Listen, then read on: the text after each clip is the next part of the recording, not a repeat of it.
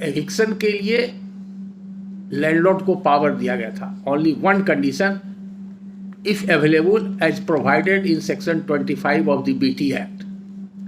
Otherwise landlord को कोई right नहीं था वैसे रैयत को डिस्पजेस करने का जो रैयत सेटल्ड है और उसको ऑक्यूपेंसी राइट क्रिएट हो गया है। इसका मतलब क्या हो गया, जो रैयत ऑलरेडी किसी विलेज में परमानेंट रह रहा है और 12 साल से वो जमीन जोत रहा है तो उसको सेटल्ड ऑक्यूपेंसी रैयत की मान्यता देगी, उसको लैंडलॉर्ड हटा नहीं सकता है। और हटाएगा कब, जब सेक्शन 25 में वो सूट फाइल करेगा उसके अगेंस्ट में। और सूट फाइल करेगा किस लिए, for recovery of arrears of rent. उसको उस जमाने में रेंट सूट बोलते थे। तो rent suit, civil court over flooded रहता था रेंट सूट से। छोटे छोटे जमींदार भी थे, किन्हीं का 1000 किन्हीं का 2000। तो एक एक दिन में खास करके जब लिमिटेशन होता था, बीटी एक्ट में अलग एक चैप्टर है जो स्पेशल लिमिटेशन प्रोवाइड करता है। बहुत सारा एक्ट है, स्पेशल एक्ट, जिसके अंतर्गत लिमिटेशन का प्रोविज़न है। उसमें जनरल लॉ ऑफ लिमिटेशन जो है वो नहीं अप्लाई करता है। तो बीटी एक्ट में उसका प्रावधान था, कोई सूट 1 साल के अंदर होता था, कोई 6 मंथ्स के अंदर होता था, कोई 3 महीना के अंदर होता था। उसी दरमियान में लैंडलॉर्ड वेट करता था, देखा कि अब कोई वे आउट नहीं है, नहीं दे रहा है, गरीब आदमी है, तो रेंट सूट फाइल करता था। तो एक एक दिन में 2-2, 3-3, 4-4 हज़ार, 5-5 हज़ार सूट एक दिन में फाइल होता था। तो ओवरलोडेड रहता था। जमींदारी जब एबॉलिश हो गया, 1950 का जो एक्ट आया, लैंड रिफॉर्म्स एक्ट, उसके बाद सिविल प्रैक्टिशनर लोग ये सोचने लगे कि अब सिविल कोर्ट में ताला लग जाएगा, सिर्फ क्रिमिनल मैटर्स रहेगा। लेकिन आज की तारीख देखिए कि सिविल कोर्ट ही ओवर फ्लडेड है, सिविल केस से भी, क्रिमिनल तो है ही है। तो लैंडलॉर्ड का जो पावर था अनब्रिडल्ड, वो सब कर्टेल करके रैयत को प्रोटेक्शन दिया गया, कब सू करेंगे नहीं करेंगे। दूसरा प्रावधान क्या था कि भावली रेंट जो होता था, तो उस समय तक जो लॉ का कंसेप्ट था और आज भी वो कंसेप्ट है लीगली, चूंकि state has stepped into the shoes of the x landlord. Landlord के पास जो जमींदारी राइट था उसको बोलते हैं हकीयत मिल्कियत। वर्ड नोट कर लीजिए, मिलेगा आपको डीड में। हकीयत मिल्कियत मीन्स जमींदारी राइट या प्रोप्राइटरी राइट उसको बोलते हैं। जमींदारी राइट या प्रोप्राइटरी राइट, फारसी शब्द है हकीयत मिल्कियत। हकीयत का मतलब टाइटल होता है और मिल्क का मतलब होता है स्टेट प्रॉपर्टी, जहाँ पर है, जहाँ पर कॉर्पोरियल प्रॉपर्टी भी हो और एब्स्ट्रैक्ट प्रॉपर्टी हो, उसमें कोई राइट क्रिएट करता है, उसको मिल्क बोलते हैं। और मिल्क से मिल्कियत बना है। तो हकीयत मिल्कियत दोनों मिला करके उसका मतलब हुआ कि प्रोप्राइटरी राइट। तो जमींदार का जो राइट था लैंड में उस जमाने में अंडर बीटी एक्ट, वो प्रोप्राइटरी राइट था, माने वो मालिक है, उसका प्रोप्राइटर है, सारा प्रॉपर्टी का राइट उसमें वेस्ट करता है, लेकिन वो डायरेक्ट पोजेशन में नहीं है। डायरेक्ट पोजेशन में टीलर ऑफ द सॉइल है, तो उसको रिकॉग्नाइज किया एज ए रैयत। उसका क्लासिफिकेशन गया रैयत एट फिक्स्ड रेट, अलग अलग डिफिनेशन देखिएगा, ऑक्यूपेंसी रैयत, सेटल्ड रैयत, उसके बाद भावली रैयत। तो रैयत जो हो गया वो टेनेंट अंडर द लैंडलॉर्ड। अब भावली में क्या एट्रोसिटी होता था, उसमें लोकल कस्टम और कॉन्ट्रैक्ट के हिसाब से कहीं 40 सेर में, उस समय तो जो नापने का तरीका था वजन का, आज किलो नहीं था, उसमें मन सेर था, पसेरी, छटाक, इस तरह से होता था। तो जो क्रॉप होता था वो क्रॉप का सर्वे किया जाता था दोनों पार्टी के बीच में, लैंडलॉर्ड और जो टेनेंट होता था रैयत, दोनों के बीच में। और उसका एसर्टेन किया जाता था कि कितना क्रॉप हुआ, टोटल क्रॉप उसका डिवाइड किया जाता था। तो उसमें बराबर डिस्प्यूट होता था, कभी कभी वो डिस्प्यूट कोर्ट में भी आता था। तो वो डिस्प्यूट को रिजॉल्व करने का 2 तरीका था, बाय इंटरवेंशन ऑफ कोर्ट या विथ म्यूचुअल कंसेंट अंडरस्टैंडिंग, जैसे आपसी में खानगी बंटवारा भी करते हैं लोग। तो रैयत और रिप्रेजेंटेटिव, रैयत खुद या उसका रिप्रेजेंटेटिव और लैंडलॉर्ड का स्टाफ सब रहता था। गुमास्ता, पटवारी, ब्राहिल उस जमाने में कहलाता था, गुड़ाइत, ये लोग देखता था। तो उसको बोलते हैं भावली दाना बंदी, माने एसर्टेनमेंट ऑफ मीन यूसुफ्रैक्ट्स। पूरे यूसुफ्रैक्ट्स का औसत निकाला जाता था, मीन निकाला जाता था, और तब उसके बाद डिसीजन होता था क्या कि मान लीजिए कोई रैयत के पास 10 एकड़ जमीन है, और सब में पैडी क्रॉप लगाया है, तो किसी में यील्ड हुआ 1 एकड़ में मान लीजिए 5 मन, किसी में 10 मन, किसी में 15 मन और किसी में 20 मन। तो लैंडलॉर्ड इतना अत्याचार करता था कि 20 मन के रेट से सभी प्लॉट में चार्ज कर देता था, तो बहुत उसको प्रॉब्लम होता था। तब फिर बीटी एक्ट में अमेंडमेंट किया गया और सेक्शन 40 इंक्लूड किया गया। सेक्शन 40 में प्रावधान हुआ कि कोई भी एग्रीव्ड रैयत है वो कोर्ट में जा सकता है for commutation of rent. Commutation 2 तरह का होता था, एक तो अगर बहुत ज़्यादा है, एग्जॉर्बिटेंट हाई रेट ले रहा है, या शेयर प्रोपोर्शन ज़्यादा है, कहीं कहीं 30 शेयर जमींदार ले लेता था, 10 शेयर, 40 शेयर में जमींदार 10 शेयर देता था, कहीं 15, कहीं 20, इस तरह से अलग अलग एरिया में। तो वो अगर कहता कि बहुत एग्जॉर्बिटेंट है तो वो अप्रोच करता था कोर्ट को, उसके लिए रेवेन्यू अफसर अपॉइंट होता था। हम लोग जब अर्ली एज में सुनते थे कि वो दफ़ा 40 के हाकिम हैं, तो एक साथ हज़ारों हज़ार अपॉइंटमेंट हुआ था उस समय, तब मोस्टली उसमें वकील लोग ही अपॉइंट हुए थे। दफ़ा 40 वो कम्यूटेशन ऑफ रेंट का, और रेवेन्यू ऑफिसर डिजिग्नेटेड होते थे, उनको सारा पावर्स दिया हुआ था सिविल कोर्ट का। तो उसके बाद ऑलमोस्ट ऑल लैंड जो है सब कन्वर्टेड हो गया नकदी में, वो भावली से नकदी में कन्वर्ट हो गया, तो कैश रेंट आ गया। वेस्टिंग के टाइम आते आते सब हो गया। लेकिन सर्वे रिकॉर्ड जिस समय रिकॉर्ड हुआ, सर्वे बिहार स्टेट में 1899 या 88 वगैरह में बेतिया साइड में पहले शुरू हुआ था। बेतिया से कोई है ऑफिसर? है बेतिया में कभी देखने का मौका मिला है सर्वे खतियान? 1800 कुछ ईस्वी का होगा। और बाकी जगह में 1903 में शुरू हुआ और मैक्सिमम 1911 तक फाइनली पब्लिश हो गया, जिसको कैडेस्ट्रल सर्वे बोलते हैं। तो अंग्रेजों ने इसको अप टू डेट करने के लिए सर्वे करवाया, वो भी प्रावधान बनाया बीटी एक्ट में सेक्शन 103 में। तो वो स्टैट्यूटरी प्रोविजन सर्वे का 103 में दिया हुआ, जिसके अंतर्गत कैडेस्ट्रल सर्वे हुआ। आज भी रिविजनल सर्वे हो रहा है, लेकिन अभी रिसेंट जो प्रेजेंट बिहार गवर्नमेंट है, ये एक अलग लोकल एक्ट बना दिया, स्पेशल सर्वे एक्ट 2011 का। इसके अंदर प्रिंसिपल्स उसी से लिया गया है। तो उस ज़माने में जो सर्वे करने का कई पर्पस था, और उसको हम थोड़ा डिटेल में बताएंगे तो आप लोग समझ जाइएगा। वो इतना एट्रोसिटीज़ कानून बनाने के बाद भी वो नहीं हो रहा था, कंट्रोल हो रहा था, एट्रोसिटी चल रहा था, तो और भी अमेंडमेंट किया गया। उसके बाद एक प्रोविज़न बनाएगा 112, 112, लेकिन उसको लोग बोलते हैं कि दफ़ा 12 का पुराने लोग से सुनिएगा, या दफ़ा 12 का ऑर्डर है। वो भी रेवेन्यू ऑफिसर उसमें प्रोसीडिंग देखता था और वो फिक्स करता था रेंट। अगर एग्जॉर्बिटेंट रेंट है तो उसमें सेक्शन 40 में था कम्यूटेशन ऑफ रेंट, भावली से नकदी मतलब काइंड से कैश में कन्वर्ट करने का, और सेक्शन 111 जिसको दफ़ा 12 लोग बोलते थे। तो उस समय जो रेवेन्यू ऑफिसर होते थे उनको सिविल का भी पावर था, मजिस्ट्रेट का भी पावर था, दोनों पावर उनको दिया गया था। उन लोग उसको कन्वर्ट करते थे कैश में, तो उसकी बाज़ाब्ता प्रोसीडिंग होती थी, जजमेंट हुआ। वो सब जजमेंट आज भी वैलिड है और बाइंडिंग है। कहीं भी डिस्प्यूट किसी केस में होगा कि उस ज़माने में किसका कब्जा था, अगर डिस्प्यूट होता है ए और बी के एंसेस्टर के बीच में या थर्ड पार्टी के बीच में कि नहीं इनका नहीं है, और वो डॉक्यूमेंट आया। क्योंकि हम इसको इसलिए यहाँ पर ज़्यादा हाईलाइट कर रहे हैं कि एक केस जहानाबाद का मेरे पास आया था। जहानाबाद से कोई हैं? कितना दिन से आप हैं? 3 साल। तो आप एज एडीजे हैं वहाँ।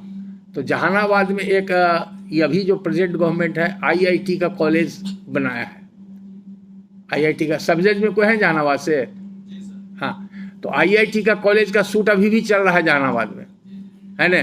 तो पंडू ये गांव है, वहाँ के लोग जमींदार थे, उन्हीं के परिवार का वो लैंड था, वो मेरा क्लाइंट था।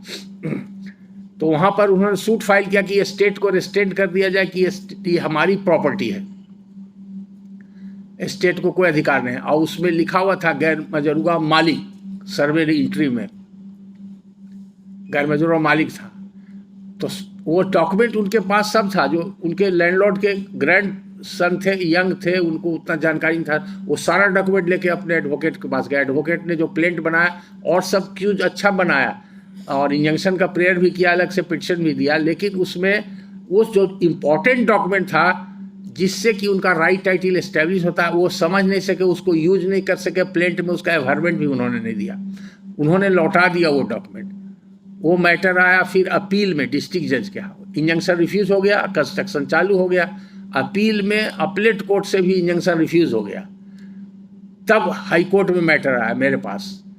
संजोग से ऐसा बेंच में चला गया कि हमको उसमें 5 बार बहस करना पड़ा। वो पूरा ओल्ड डॉक्यूमेंट सर्वे का, कैडेस्ट्रल सर्वे का और ये सब बीटी एक्ट का, उस समय का एक एक डॉक्यूमेंट वो जज साहब के लिए भी नया था, तो हमको सबको एक्सप्लेन करना पड़ा with reference to the statutory provision. तब जाकर के फाइनली वो ऑर्डर इंजंक्शन का पास हुआ और काम रुक गया। अब इधर का डेवलपमेंट नहीं कर सकते हैं कि बाद में एक्वायर करने का प्रोसीजर अडॉप्ट किया गया, क्योंकि बिल्डिंग बन गया था बहुत ज़्यादा। तो ऐसा सिचुएशन आता है कि वो डॉक्यूमेंट अगर आपके यहाँ आएगा और उसके बारे में नहीं जानिएगा तो you can not appreciate the import of that document, और उसका कहाँ स्टैट्यूटरी प्रोविजन है। तो एक 2 तरह का डॉक्यूमेंट आपके पास आ सकता है अगर कोई ऐसा पुराना डिस्प्यूट है, सेक्शन 40 ऑफ बीटी एक्ट और सेक्शन 112 बीटी एक्ट। एक है कम्यूटेशन ऑफ रेंट और दूसरा है फिक्सेशन ऑफ फेयर रेंट। जैसे कि बीबीसी एक्ट में भी एक प्रावधान है जो हाउस कंट्रोलर के यहाँ जाता है, fixation of fair rent section 6 में किसी भी टेनेंट को राइट है, इवन लैंडलॉर्ड को भी राइट है उसमें जाने का कि बहुत कम किराया दे रहा है टेनेंट, पुराना टेनेंट है, इसको रिजनेबल रेंट कर दिया। तो फेयर रेंट डिसाइड करने के लिए उसमें प्रावधान बना हुआ है 7, 8, 9 इस सब में है कि रिपोर्ट मांगेगा, प्रिवेलिंग मार्केट रेट देखेगा। सिमिलर टाइप का प्रोविजन वहाँ भी था। ये क्लियर हो गया बीटी एक्ट का प्रोविजन। दूसरा है कि लैंडलॉर्ड मालिक और जो जोतने वाला रैयत वो टेनेंट, यही कंसेप्ट था लैंडलॉर्ड एंड टेनेंट का। वो कभी मालिक राइट टाइटल होल्डर नहीं था, उसको लेकिन हटा नहीं सकता था, लैंडलॉर्ड हटा नहीं सकता था, एक ही कंडीशन पर हटा सकता। इसलिए बाय लैप्स ऑफ टाइम जो रिलेशन क्रिएट हो गया लैंडलॉर्ड एंड टेनेंट का, तो ये हो गया कैरेक्टर ले लिया परमानेंट लीज का, जिसको परमानेंट लीज का मतलब होता है शाश्वत, वो कभी समाप्त नहीं होगा, माने जनरेशन टू जनरेशन। तो उस समय जो परमानेंट लीज क्रिएट होता था उसका अलग अलग टर्मिनोलॉजी है, उसको transfer of property act he deal करता है। तो वहां पर कोई लीज का डॉक्यूमेंट नहीं है। Bye virtue of legal fixer and act of the parties, tenant is in actual physical and cultivating possession of the land, tilling the soil, utilizing the usufruct, subject to payment of rent or lagan to the landlord, which he is or he was bound to pay to the landlord. And landlord accepted that rent and granted rent receipt in favor of the tenant. Then a relationship of landlord and tenant is created by virtue of this practice. There is no document, there is no oral saying by the landlord that you are hereby authorized to till the soil. In any capacity, either the landlord has permitted him orally or without permission of the landlord if he is tilling the soil, or any document has been created just like हुकुमनामा, फरमाननामा, सनद। All these documents are relevant, आप लोग note कर सकते हैं। फरमाननामा, हुकुमनामा, सनद, all are documents of lease. जो पुराने ज़माने में, चूँकि मुस्लिम लोग, मुस्लिम पीरियड में ये सब जो शासक हुआ करते थे, नवाब और जमींदार, वो लोग इस तरह का डॉक्यूमेंट में नाम लिखा करते थे। हुकुमनामा के बाद फरमाननामा, फरमाननामा और सनद कहते थे। दूसरा पट्टा, तो आप जान रहे हैं, पट्टा इज ऑल्सो लीज। क्या? वो दूसरा चीज है, वो बताएंगे आपको, वो भी बता देंगे।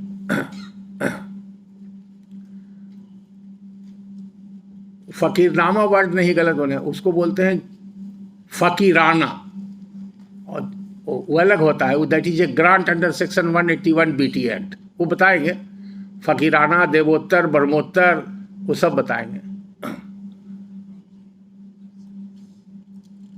तो ये जो relationship of landlord and tenant का रिकॉग्नाइज हो गया by virtue of the act of the parties. और जो हुकुमनामा दिया जाता था जनरली, उसमें किसी में रहता था कि परमानेंट है, और किसी में कुछ नहीं रहता था, पीरियड ही नहीं रहता था हुक्मनामा दिया जोतने के लिए।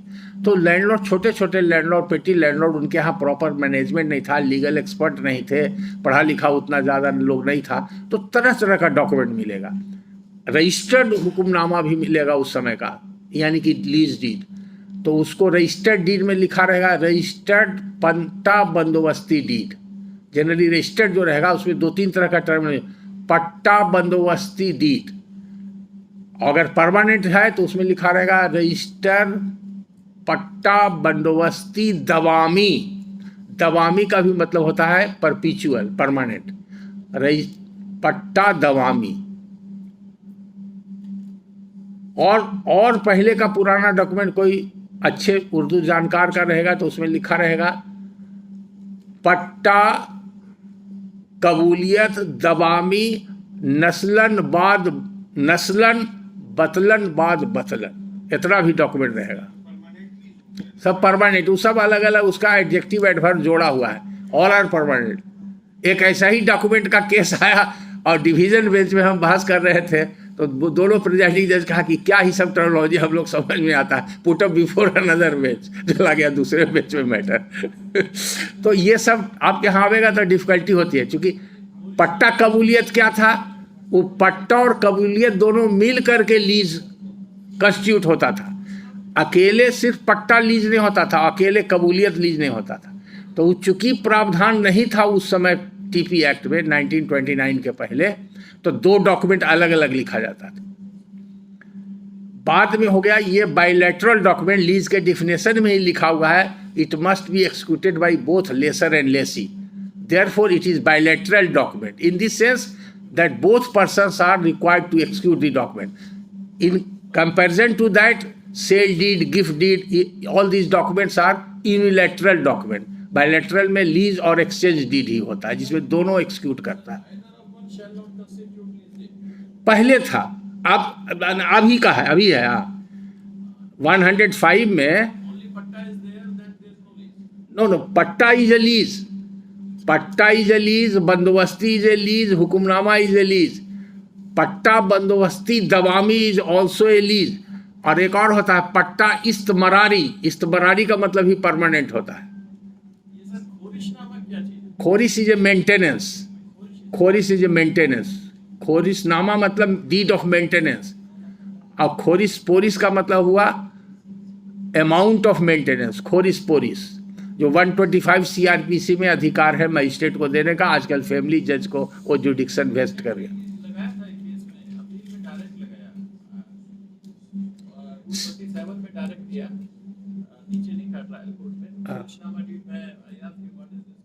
खोरिशनामा डीड ऑफ मेंटेनेंस। तो दोनों तरीका था, वो कोई रजिस्टर्ड डीड भी लिखता था, कोई अनरजिस्टर्ड डीड भी लिखता था मेंटेनेंस का। और उसका रेलिवेंस था, वो डॉक्यूमेंट का रेलिवेंस था कि बाद में, चूंकि आप जानते हैं 1937 के पहले जो फीमेल को कोई राइट नहीं था प्रॉपर्टी में, पहली बार वो राइट रिकॉग्नाइज किया गया 1937 एक्ट में, Hindu women's right to property act 1937। उसके पहले जो राइट था, जिसको कहते हैं pre existing right according to old Hindu law, जिसको वैदिक लॉ बोलते हैं, उस लॉ के हिसाब से, ठीक है बोल दीजिए। Officers, after